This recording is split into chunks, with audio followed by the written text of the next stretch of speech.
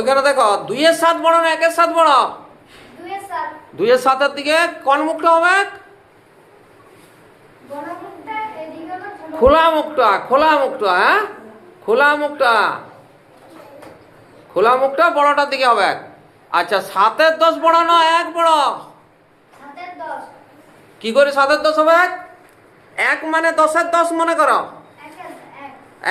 1টাকে আমি 10 এর 10 লিখতে পারি, তাহলে 1 এর দিকে খোলা মুখ। ঠিক আছে, এবার 1 বড় না 3 এর 5 বড়? 1টাকে আমি 5 এর 5 কল্পনা করতে পারি, 5/5। তার মানে তাহলে 5 বড় না 3 বড়? তখন 5টা বড় হচ্ছে। এবার এটি যোগ করো, এটি জানো? 1কে লেখো 7/7, তাহলে তোমাদের সহজ হয়ে যাবে। একটা জায়গায় লেখো নিচের লাইনে, ওইখানে নিচের লাইনে 7/7 যুক্ত যুক্ত যেমন আছে তেমনি লেখো 5/7।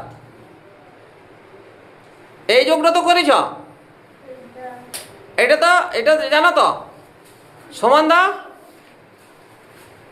একটা দাঁড়ি দাও, সোজা, সমানে সোজা, নিচে 7 লেখো, আর উপরে 7 যুক্ত 5, 7 যুক্ত 5 সমান, নিচে সমান। 7×5 কত? 12। 12/7। 12 নিচে 7। 12 আর 7কে এদিকে ভাগ করো না রাফে, এই সাইডে ভাগ করো।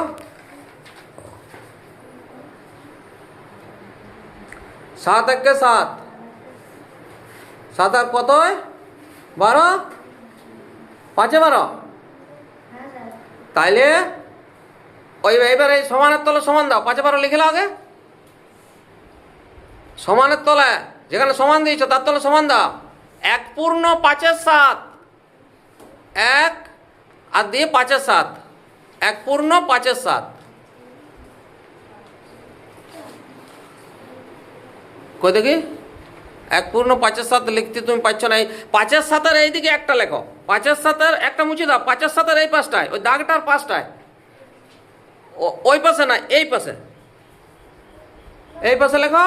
ওইটাকে বলে 1 পূর্ণ 5-এর 7। আর ওই সমানটাকে নিয়ে আসো 1-এর পাশে, উপরে সমানটা মুছে দাও, 1-এর পাশে দাও। 1 পূর্ণ 5-এর 7, এটা আমরা পূর্ণ করে লিখলাম। উপরটা যেহেতু বড় আছে, উপরটা যেহেতু বড় আছে, এটা আমরা 5-এ শিখবো। এটা হচ্ছে অপ্রকৃত ভগ্নাংশ। হ্যাঁ, উপরটা বড়, নিচটা ছোট, আর ওইটার থেকে আমরা করেছি মিশ্র ভগ্নাংশ।